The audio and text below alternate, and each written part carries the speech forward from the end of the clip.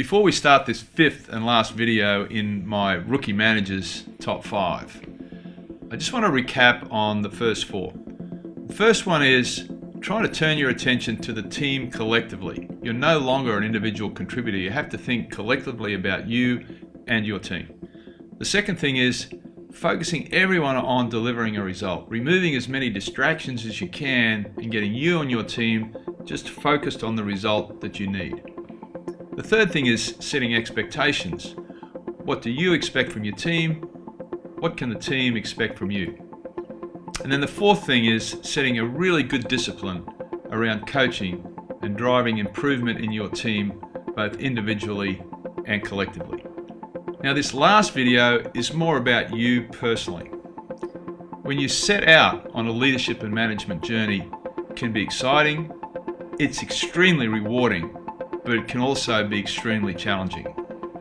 Some of the challenges are things like the fact that you're actually managing people and they're quite complicated, and the way they work together can sometimes be challenging, and you're going to be responsible for that. One of the other challenges is things are always changing. You may feel like you've got everything set, and then things will change around you, either the environment outside, some of the conditions, or even changes within the team. Another thing is you're going to fail. How are you going to respond to that? And sometimes you're going to succeed. How are you going to respond to that? These are all things that can be quite emotionally and physically draining. So here's 4 things that I'd like you to try and do as you start out. The first one is try to approach it from a position of humility. Now, humility is not something that's kind of soft. Humility just means that you're quite willing to accept that you can do things better. If you're constantly looking to improve, you'll be in a great position to improve your leadership and management. Second thing is try to remove as much as possible emotion from any decisions that you make. Try and remain centered and calm and understand that the problem you've got today will probably be different tomorrow, will be different a week later. Just try as much as possible to step back from the issue and make a good, rational decision. The third thing is take care of yourself.